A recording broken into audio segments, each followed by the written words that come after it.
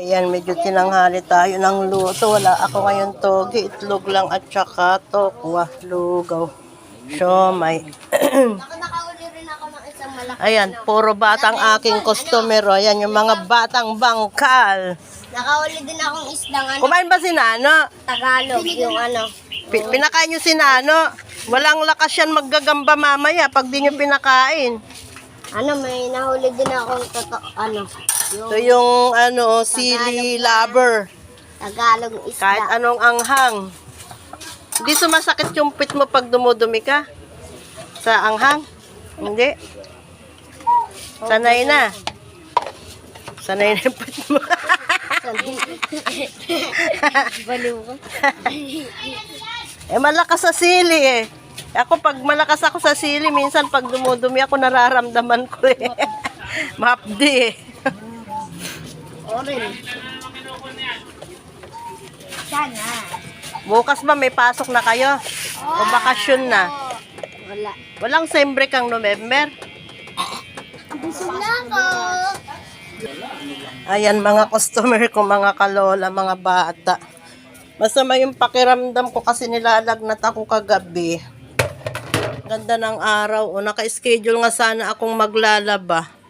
Kaso, masama yung pakiramdam ko. Pinilit ko lang na magluto ng lugaw dahil syempre wala tayong ibang pagkukunan mga kalola. Kaya yung aking bestseller na togi ay hindi ako nakagawa. Pero nagluto ako ng aking suka kahit papano pagsawsawan ng ating Kaya lang walang chili. Pupunta pa ako ng Talipapa. Ayan. Mahalata nyo sa boses ko yung aking sipon. At yung aking apo ay wala dito. Nasundo na ang kanyang dada. Nandun na naman siya sa Santa Maria. So, ayun. Tapos na kayo lahat dyan? Ayan, maghugas muna tayo mga kalola ng kanilang pinagkainan. At ngayon ay Sunday. Hindi ko alam kung makasipit ako dyan mamaya sa bisita ng simba. Maaga din akong naglinis kasi tingnan nyo naman ang kapaligiran ko mga kalola. Ang liit ng bahay pero napakaraming kalat. Oh. Dito sa likod balak ko nang tanggalin itong aking mga halaman. Para malinis na ito kasi pinagbabahayan ng mga daga. Ayan may mga halaman ako dun. Balak ko nang tanggalin. Ay wait lang, nandyan yung aking Bombay.